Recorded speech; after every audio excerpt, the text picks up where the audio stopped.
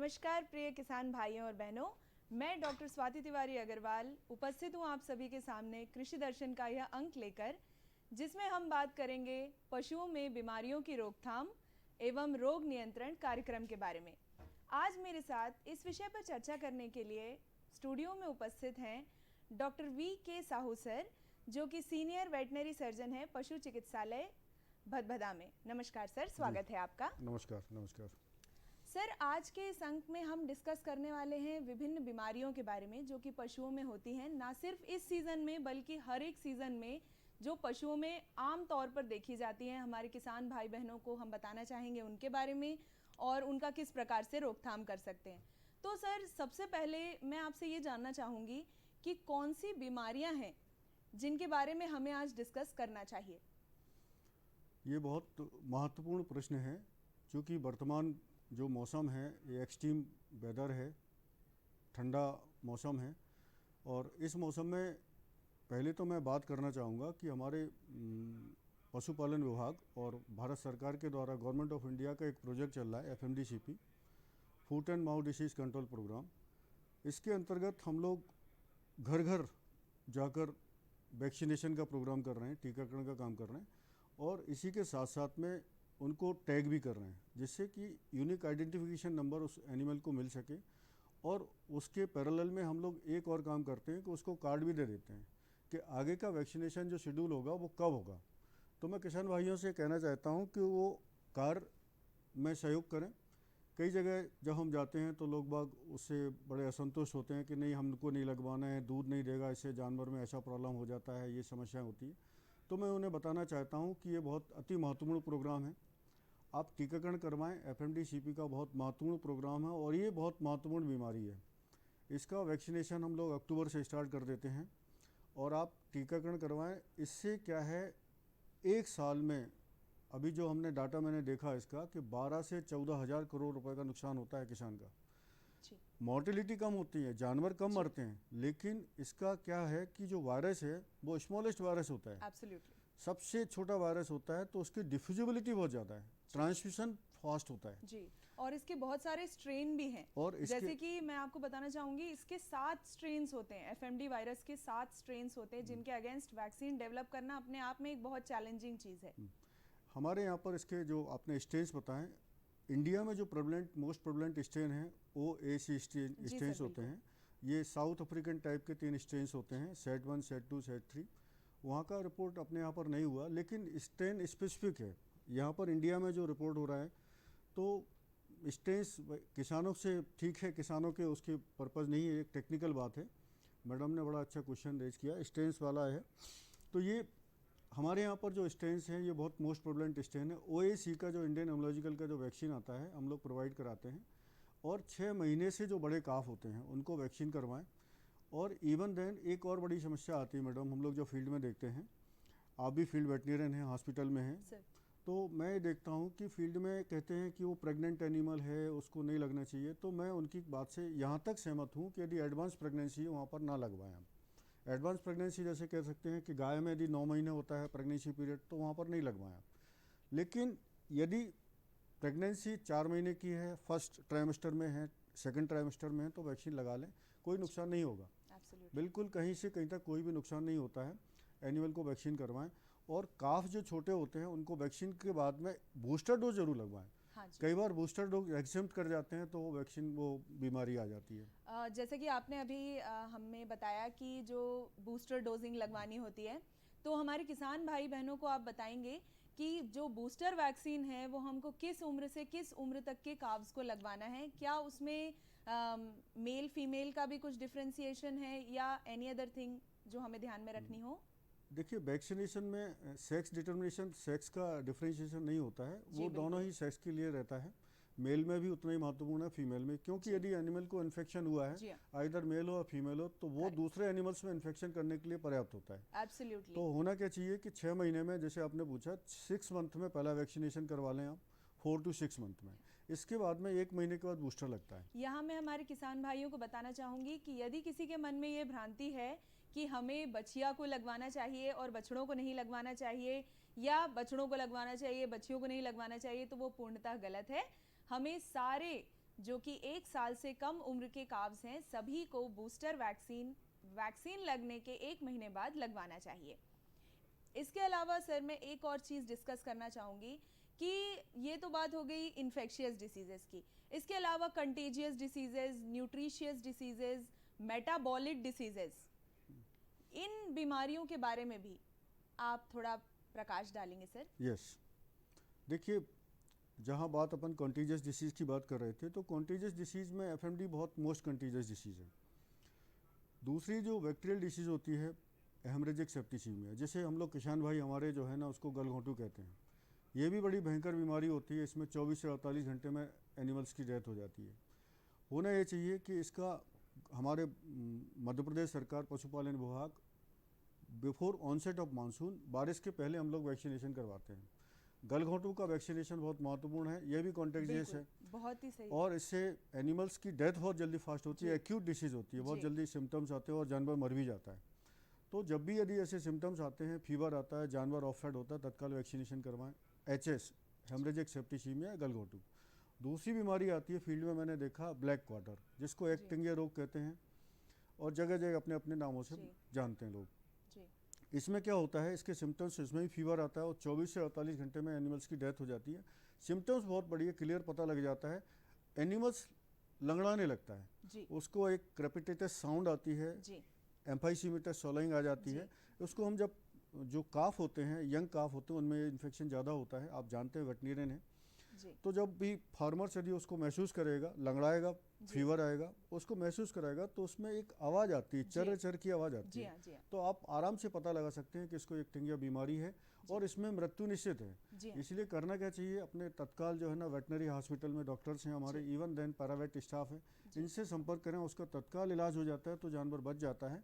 नहीं आजकल यदि बहुत जो डेयरी में जो लॉस होता है, यदि एनिमल्स की डेथ हो जाती है तो बहुत बड़ा लॉस हो जाता है। जी हाँ, जैसा कि आपने बताया, किसान भाइयों को भी फिर से बताना चाहूँगी, गलघोंटू की जो बीमारी होती है जिसे HS बोलते हैं हम, उसमें गले के दोनों तरफ ऐसे स्वेलिंग आ जाती है, उठाव हो जाता है, जिसके कारण सांस लेने में तकलीफ होती है और सांस लेने के समय आवाज़ आती है। इसी तरह जो कि चुरका रोग होता है, जैसा कि सर ने बताया अभी, ब्लैक वाटर, उसमें भी आप बहुत आसानी से इसके सिम्टम्स को पहचान सकते हैं, क्योंकि जिस जगह पर हुआ है, पैरों की तरफ स्पेशली जांग की जो मसल्स होती हैं, वहाँ पर चुरक चुरक की आवाज़ आने लग जाती है। तो इसके अलावा सर मैं एक और चीज़ जानना चाहूँगी कि जो मिल्क फीवर होता है, जिसको कि हम मेटाबॉलिक बीमारी भी कहते हैं, मिल्क फीवर अक्सर ज्ञावन पशु जो होते हैं, जैसे ही वह जन जाते हैं उसके बाद उनमें देखने के लिए मिलता है, तो उसके विषय में भी हम थोड़ा सा डिस्कशन कर लेंगे सर। बहुत इंपॉर्टेंट डिसीज है। जो डेयरी फार्मर होते हैं, सामान्यतः बड़े बड़े डेयरी फार्म में इनमें डेफिशिएंसी हो जाती है, कैल्शियम की जब डेफिशिएंसी हो जाती है, कैल्शियम फास्फोरस की डेफिशिएंसी हो जाती है, सामान्यतः बीमारी होती है। जो हाई यील्डिंग एनिमल्स होते हैं, जिनका प्रोडक्शन 8 से 10 लीटर, 10 से 15 लीटर दूध होता है, तो जब पार्चुरेशन होता है तो उसमें कैल्शियम की बहुत ज़्यादा फ्लड लॉस हो जाते हैं। बॉडी में जो इलेक्ट्रोलाइट बैलेंस है वो ऑलरेडी कम हो चुका है, फीटस का डेवलपमेंट हुआ, उसमें भी इलेक्ट्रोलाइट बैलेंस उसका कम हुआ। तो इसमें मेनली जो मिल्क फीवर में जो कैल्शियम फास्फोरस की डेफिशिएंसी होती है, तो उसके लिए क्या करते हैं कि पहले से प्रायर, मैंने आपको बताया कि जब भी प्रेग्नेंट हो जाए एनिमल, यदि 3 महीने की प्रेगनेंसी, इसके बाद में आप वेटनरी से कांटेक्ट में रहें। फार्मर को बताना चाहता हूँ, पशुपालक को बिल्कुल सतत संपर्क में रहें जब तक कि वो बच्चा ना दे दे। हम फ्रिक्वेंटली कांटेक्ट में रहेंगे तो इससे क्या होगा कि उसका पार्चुरेशन आसानी से हो जाएगा और उसको जो मेटाबॉलिक डिसीजेज जो होने वाली हैं वो नहीं होंगी। बिल्कुल सही। उसके लिए डाइट शेड्यूल इस प्रकार का बनाया जाए कि उसको कैल्शियम, फास्फोरस, मिनरल्स, विटामिन के तौर पर सप्लीमेंट्स उसको मिलते रहें। जी जी जी जी। और ये मिलते रहेंगे तो उसको इस प्रकार की प्रॉब्लम नहीं होगी। अब यदि बीमारी हो जाती तो क्या करें, एक प्रश्न ही आता है। तो क्या करें, आप वेटनेरियन से मिलें, उसको ड्रिप देते हैं, कैल्शियम कैल्बोरोल के इंजेक्शन लगते हैं, फास्फोरस के इंजेक्शन लगते हैं, एनिमल रिकवर हो जाता है। लेकिन आपने यदि ट्रीटमेंट में लापरवाही करते हैं तो एनिमल्स क्या होते हैं, यदि वो बैठ जाता है, तो आजकल विंटर सीजन है, कोल्ड क्लाइमेट है, तो उसके पैर अकड़ जाते हैं, तो फिर वो उठने लायक नहीं बचता है। जी बिल्कुल। ऐसी स्थिति में फिर जब वो उसके लॉक हो जाते हैं जॉइंट्स, तो फिर उसकी डेथ निश्चित होती है। जी बिल्कुल। तो इस चीज़ में, इस बीमारी में हमें 2-3 बातें ध्यान रखनी है सर। पहली चीज़ हमें ये ध्यान रखनी है कि सिर्फ हाई यील्डिंग पशुओं को होगा, जो पशु ज़्यादा दूध देते हैं उनको होगा। दूसरी चीज़, कैल्शियम हम पहले से ही उनके फीड में एडेड रखेंगे। तीसरी चीज़, यदि हो जाता है तो उसके बाद नज़दीकी पशु चिकित्सक से मिल करके कैल्शियम बोरोग्लूकोनेट की बोतल या आईवी हम जरूर दे देंगे। यह परिचर्चा जारी रहेगी। एक छोटे से ब्रेक के बाद हम सब मिलते हैं।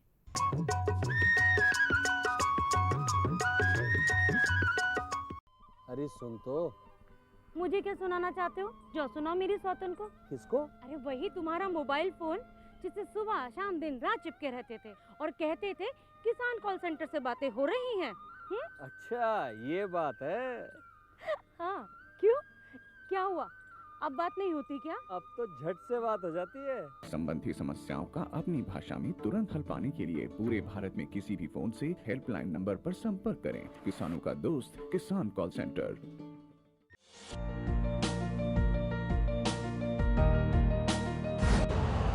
यूरिया का स्वदेशी उत्पादन 70 लाख टन बढ़ाने के लिए 6 उर्वरक संयंत्रों का उद्धार किया जा रहा है।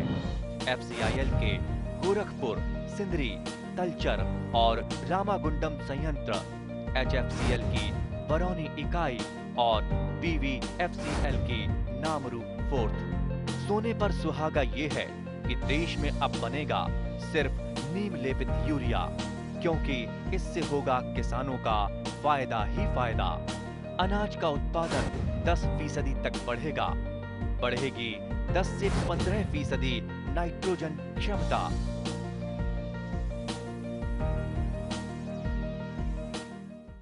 चलिए अब बात करते हैं एक और बीमारी की जो कि शीत ऋतु में बहुत ही आम तौर पर देखने के लिए मिलती है। वो है काफ स्कर।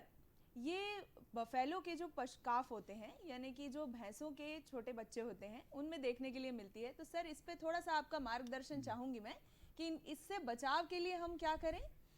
हमारे क्या है, हमारे किसान भाई होते हैं, पशुपालक बड़े भोले वाले होते हैं और वो सुनी सुनाई बातों पर विश्वास करते हैं। जी। काफ स्कोर एक जो है बहुत भयंकर बीमारी होती है।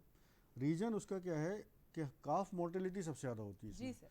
कारण उसका ये है मैडम, आपने देखा होगा कि डे 1 से जब पार्चुरेशन होता है, कृषक भाई जो कोलेस्ट्रम निकलता है, पहला जो मिल्क होता है वो बड़ा महत्वपूर्ण होता है। उसमें एंटीबॉडीज होते हैं और वो इम्यूनिटी उसको प्रोवाइड कराते हैं। हमारे कृषक भाई क्या करते हैं, उस दूध को निकालते हैं, सांप की बामी पर चढ़ा देते हैं, घर में शर्मा जी वर्मा जी को दे आते हैं, लेकिन उसको नहीं पिलाते हैं। जब उसको नहीं पिलाएंगे तो उसकी इम्यूनिटी लॉस हो जाएगी और उसको इम्यूनिटी लॉस होगी तो फिर उसको कोई सा भी इन्फेक्शन उसको लग जाएगा। मैं उनको बताना ये चाहता हूँ, करना क्या है उनको उसको दूध पिलाना है। डे 1 से उसको जब से बच्चा हुआ है तो उसको चारों थन का दूध पिलाइए। और एक और गलती करते हैं, वो उसको पिलाने के बाद में बांध देते हैं बछड़े को। बांधने से क्या होता है, फिर वो उसको डायरिया स्टार्ट हो जाता है। रीज़न क्या है, उसका कारण क्या है कि जब आप बांध दोगे दूध पिला के तो उसको डाइजेशन हुआ कहाँ उसका।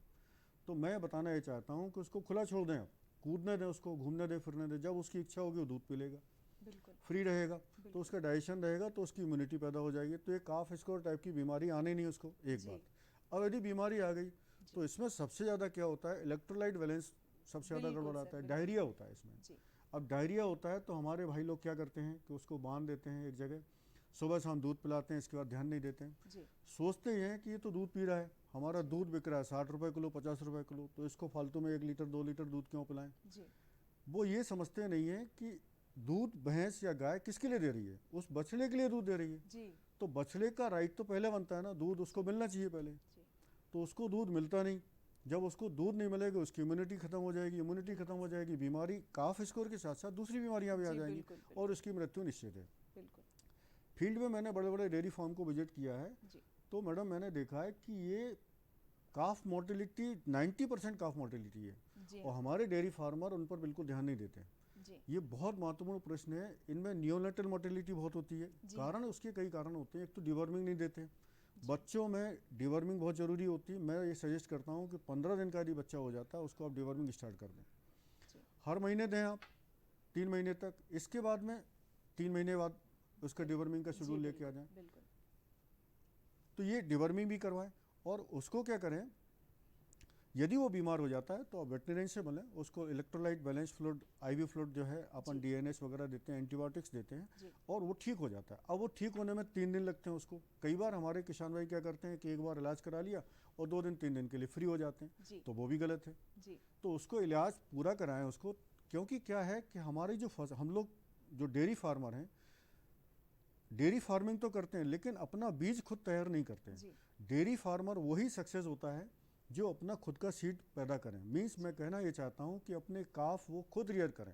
आप पंजाब हरियाणा में देखेंगे तो उनका डेयरी फार्म जो बड़ा डेयरी फार्म है वो खुद के अपने काफ प्रोड्यूस करते हैं और उनको 80,000 90 हज़ार रुपए की बफेलो में या HF गाय में वो कन्वर्ट करके सेल करते हैं। आज पूरी दुनिया, पूरे इंडिया में, हमारे यहाँ पर हरियाणा पंजाब में मुर्रा भैंस का मार्केट होता है। HF के लिए लोग बाग वहाँ जाते हैं। हमारे मध्य प्रदेश में भी हमारे किसान भाई हैं, जागरूक हों थोड़ा सा। हम लोगों का आर्टिफिशियल इंसेमिनेशन प्रोग्राम है, आपको घर बैठे HF का, गिर का, साहिवाल का सीमेन कृत्रिम गर्भाधान के माध्यम से हम लोग लगवाते हैं। उसमें 50% तो हम घर पे ही बदलवा देते हैं फर्स्ट ब्रीडिंग उसमें AI में। तो वो ब्रीडिंग प्रोग्राम का फ़ायदा लें और उनको काफ को, जब भी काफ होता है, आप वेटरनरी से ज़रूर मिलें, फ्रिक्वेंटली हॉस्पिटल के टच में रहें, आपको बहुत फ़ायदा होगा। जी किसान भाइयों, जैसा कि आपको एक बहुत ही अच्छी इन्फॉर्मेशन आज जानने के लिए मिली कि आपको बिल्कुल उसी तरह से अपने पशुओं की केयर करनी है जिस तरह से आप अपनी केयर करते हैं। नियोनेटल यानी कि नवजात जो काव्स होते हैं उनकी केयर आपको बिल्कुल उसी तरह करनी है जिस तरह हम नवजात शिशुओं की केयर करते हैं। इसी तरह आपको वैक्सीनेशन और AI दोनों चीज़ों का बेहद ध्यान रखना है। डिवॉर्मिंग का भी आपको ध्यान रखना है। सर, इसके अलावा कुछ जनरल रोकथाम हम किस तरीके से कर सकते हैं, उस पर भी थोड़ा सा प्रकाश डालेंगे। एक तो सबसे महत्वपूर्ण बात है हाइजीन। अपना डेयरी फार्म में आप हाइजीनिक रखें, उसको हाइजीनिक रखें। क्या होता है, साफ़ सफाई रखें। कुशल प्रबंधन जो होता है वो हमारा मैनेजमेंट का सबसे बड़ा वो फंडा होता है। आप डेयरी फार्म में क्या देखा मैंने, आज भी वो ट्रेडिशनल ही खिला रहे हैं। जैसे साइलेज का आज कंसेप्ट आया, आजकल कंसेप्ट हमारा पुराना ये था कि इतना दूध दे रहा है तो इतना उसको कंसनट्रेट देना, ये कंसेप्ट अब पुराना हो गया जी। आजकल का नया कंसेप्ट यह है कि एनिमल को उतना दो जितना उसको खाना है, जितना रिक्वायर्ड है वो खा लेगा जी। तो इसमें साइलेज है, कंसनट्रेट है, मिनरल मिक्सचर है, इसका एक वो TMR वाला फॉर्मुलेशन चलता है कि उसको आप बना दें, उसके बाद में उसको प्रोवाइड करा दें। तो क्या है कि एनिमल जो है वो प्रोडक्शन से जुड़ा हुआ है जी। वो जितना फूड लेगा उतना प्रोडक्शन में चेंज होगा उसका। तो बेटर है कि हमारा एक तो पहले तो उसका बैलेंस डाइट दें उसको प्रोडक्शन के लिए, एक बात। दूसरा क्या है कि डेयरी फार्म को क्या है इस तरीके से डिजाइन करें कि वहाँ पर सनलाइट प्रॉपर पहुँचे। जब सनलाइट यदि प्रॉपर पहुँचेगी तो क्या होगा कि बहुत सारे जो बैक्टीरिया होते हैं वो ऑटोमेटिक डिसइंफेक्शन हो जाते हैं। दूसरा, उसका जो ड्रेनेज सिस्टम ऐसे बनाएं कि प्रॉपर उनका जो यूरिनेशन होता है या गोबर होता है तो उसको प्रॉपर यदि सफाई करें तो प्रॉपर वो साफ हो जाए। जी बिल्कुल सर। उसकी इतनी हाइट पर बनाएं कहीं ऐसा ना हो। हमने देखा कि अभी भी हमारे यहाँ पर जो है 70-80% जो लोग हैं वो उसी ट्रेडिशन पे काम कर रहे हैं। बिल्कुल सर, बिल्कुल आपने बिल्कुल बहुत ही सही बात कही है। जैसा कि आज की परिचर्चा जो है हमारी काफ़ी हमारे किसान भाइयों के लिए यूज़फुल रही है मेरे हिसाब से। तो इसी के साथ साथ हम विदा लेना चाहेंगे डॉक्टर VK साहू सर से। धन्यवाद सर आपका बहुत बहुत कार्यक्रम में पधारने के लिए। नमस्कार। कृषि से रिलेटेड बाकी खबरों के लिए देखते रहिए खबरें खेती।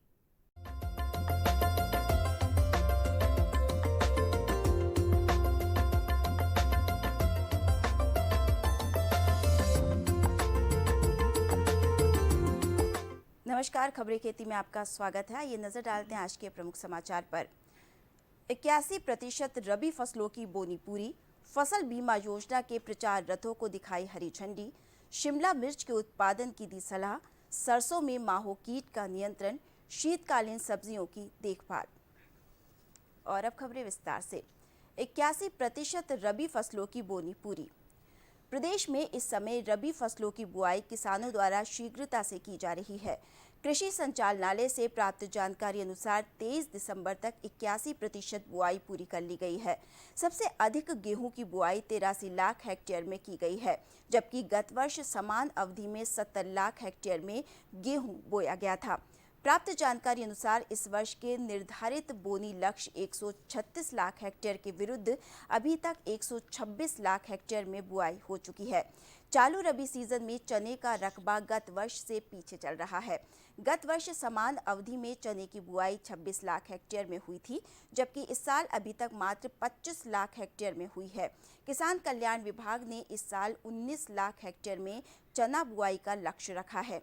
चने का सामान्य क्षेत्र 29 लाख हेक्टेयर है। रबी की अन्य फसलों की बुआई संतोषजनक है, जो कि बुआई निश्चित लक्ष्य 30,000 हेक्टेयर से अधिक 89,000 हेक्टेयर में हुई है, जो पिछले साल की बोनी 1 लाख हेक्टेयर से कम है।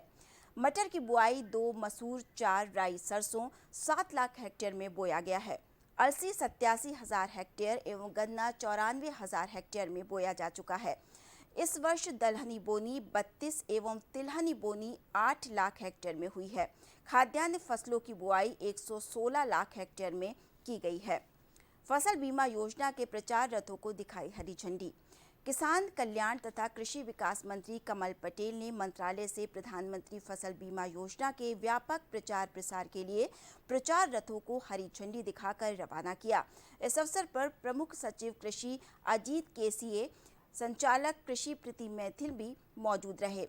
प्रधानमंत्री फसल बीमा योजना के व्यापक प्रचार प्रसार और अधिकतम किसानों को रबी फसल 2020-21 के अंतर्गत बीमा योजना से लाभान्वित करने के लिए प्रदेश के सभी 52 जिलों में 104 प्रचार रथ आवश्यक हैं। जानकारी प्रदान करेंगे। प्रत्येक जिले में 22 प्रचार रथ किसानों को फसल बीमा योजना की पात्रताएं, बीमे की अंतिम तिथि, क्षतिपूर्ति की प्रक्रिया आदि की जानकारी प्रदान कर किसानों को फसल बीमा योजना का लाभ लेने के लिए प्रोत्साहित करने का कार्य करेंगे। शिमला मिर्च के उत्पादन की दी सलाह। कृषि विज्ञान केंद्र टीकमगढ़ के वरिष्ठ वैज्ञानिक एवं प्रमुख doctor BS Kirar, doctor RK Prajapati, doctor SK खरे, डॉक्टर ID सिंह एवं जयपाल छिगराहा द्वारा विगत दिवस गांव पराखास में कैलाश नारायण एवं आनंद यादव के प्रक्षेत्र पर शिमला मिर्च की फसल का अवलोकन किया गया। शिमला मिर्च की खेती पॉली हाउस के अंतर्गत की जा रही है। वैज्ञानिकों ने बताया कि शिमला मिर्च की खेती में चूसक कीटों का नियमित अवलोकन करते रहें, क्योंकि फसल में चूसक कीटों से पत्तियां मुड़ जाती हैं और छोटी रह जाती हैं, जिससे फलन भी प्रभावित होता है, अर्थात पौधों में फूल व फल नहीं लगते हैं। इसके नियंत्रण हेतु रोगी पौधे को निकालकर नष्ट करें और स्वस्थ पौधों पर कीटनाशक दवा मेटारिस्टॉक्स 1 मिलीलीटर, उसके 15 दिन बाद इमिडाक्लोप्रिड 17%, SL 5 मिलीलीटर, उसके बाद फिर 15 से 20 दिन बाद एसिफेट 1 मिलीलीटर प्रति लीटर पानी में घोल बनाकर नियमित छिड़काव करें। मिर्च में पुष्प एवं फलों को झड़ने से रोकने एवं पुष्पन तथा फलन की प्रक्रिया को प्रोत्साहित करने के लिए naphthalene acetic acid 4%, 10 ppm 10 millilitre gram प्रति 10 लीटर पानी में घोल बनाकर पौधे में फूल आने के समय और फिर 20 दिन बाद छिड़काव करना चाहिए। मिर्च की फसल में संतुलित मात्रा में मुख्य पोषक तत्वों नाइट्रोजन, स्फुर, पोटाश के अलावा आवश्यक सूक्ष्म पोषक तत्वों जैसे सल्फर, मैग्नीशियम, फेरस, बोरान भी एक निश्चित मात्रा में देने से उत्पादन अच्छा और कीट व्याधियों का प्रकोप कम होता है। टमाटर, मिर्च, बैंगन में पत्ती धब्बा एवं फल गलन रोग के लिए कार्बोडिज्म 12%, मैकोजेब 63%, WUP 200 ग्राम प्रति एकड़ की दर से घोल बनाकर छिड़काव करें। सरसों में माहो कीट का नियंत्रण। देर से बोई गई सरसों की फसल में माहो कीट का प्रकोप विशेष रूप से पाया जाता है। माहो के कारण सरसों के उत्पादन में काफ़ी कमी देखी जाती है। कहीं कहीं तो माहो की वजह से सरसों की पूरी फसल ही नष्ट हो जाती है। नियंत्रण के लिए इमिडाक्लोप्रिड कीटनाशक 5 मिलीलीटर 15 लीटर पानी में घोल बनाकर एक साथ छिड़काव करें। फलियों में दाना भरने के समय सिंचाई करना चाहिए। उक्त उपाय अपनाने से आसानी से सरसों में माहो कीट को रोका जा सकता है। शीतकालीन सब्जियों की देखभाल। शीतकालीन सब्जियों में फूल गोभी, पत्ता गोभी, टमाटर, बैंगन, मिर्च इत्यादि में आवश्यकता अनुसार पौध संरक्षण आदि उपाय अपनाएं। अपनी बगिया खरपतवारों से मुक्त रखें। बगिया साफ सुथरी रहने से कीट व्याधियों का प्रकोप कम होता है। सप्ताह में एक दिन अनिवार्य रूप से कीटनाशकों का छिड़काव करें। रस चूसने वाले कीटों के नियंत्रण के लिए इमिडाक्लोप्रिड 5 मिलीलीटर 15 लीटर पानी का घोल बनाकर छिड़काव करें। काटने, कुतरने एवं फल छेदक कीटों के नियंत्रण के लिए ट्राइजोफास 40% EC दवा 25 मिलीलीटर प्रति स्प्रेयर घोल बनाकर छिड़काव करें। फलों एवं पौधों में सड़न गलन के लिए फफूंदनाशक रिडोमिल या बाविस्टीन 30 ग्राम प्रति स्प्रेयर का छिड़काव करें। पत्तों एवं फलों में दाग, धब्बे या बीमारियों के लक्षण दिखें तो स्ट्रेप्टोसाइक्लिन दवा 2 ग्राम प्रति स्प्रेयर मिलाकर छिड़की जा सकती है। स्प्रिंकलर पद्धति से करें आधुनिक सिंचाई। आधुनिक सिंचाई साधनों में स्प्रिंकलर सिस्टम का स्थान पहले आता है। सामान्य सिंचाई की अपेक्षा स्प्रिंकलर पद्धति से सिंचाई करने पर 50% से भी ज़्यादा पानी की बचत होती है। स्प्रिंकलर सिस्टम का दूसरा सबसे बड़ा फ़ायदा ये होता है कि ये सिस्टम किसी भी तरह के ऊंचे नीचे एवं ढलान नुमा खेतों में भी सिंचाई करने में कारगर है। स्प्रिंकलर से सिंचाई करने पर सभी पौधों को एक समान पानी मिलने से सभी पौधों की बढ़वार एवं उत्पादकता एक समान रहती है। स्प्रिंकलर सिस्टम सिंचाई की एक सामान्य उन्नत विधि है जो सभी किसानों के लिए आसानी से सुलभ है। स्प्रिंकलर सिस्टम लगवाने हेतु सरकार द्वारा किसानों को 50 से 70% तक अनुदान भी दिया जा सकता है। चने की फसल में इल्लियों का नियंत्रण। चने की फसल में इल्लियों का प्रकोप बहुतायत रूप में पाया जाता है। नियंत्रण के लिए समन्वित मिले जुले उपाय अपनाएं। फसल के बीच टी आकार की खूंटियां गाड़ें। इन खूंटियों पर पक्षी आकर बैठते हैं और इल्लियां इनका प्रिय भोजन होती हैं। इल्लियों के नियंत्रण का ये देसी और प्राकृतिक इलाज है, इसे शुरू से ही अपनाएं। रासायनिक नियंत्रण में ट्राइजोफोजास 40%, EC 30 मिलीलीटर 15 लीटर पानी में घोल बनाकर छिड़काव करें। मिथाइल पैराथियान या क्विनालफास डस्ट भी चने की इल्लियों के नियंत्रण में कारगर है। 10 किलो डस्ट प्रति एकड़ डस्टर मशीन से प्रातः या शाम के समय भरकाव करें। इल्लियों के लिए घोल की बजाय डस्ट ज़्यादा कारगर है। आज के समाचार में फिलहाल इतना ही। इजाज़त दीजिए। नमस्कार।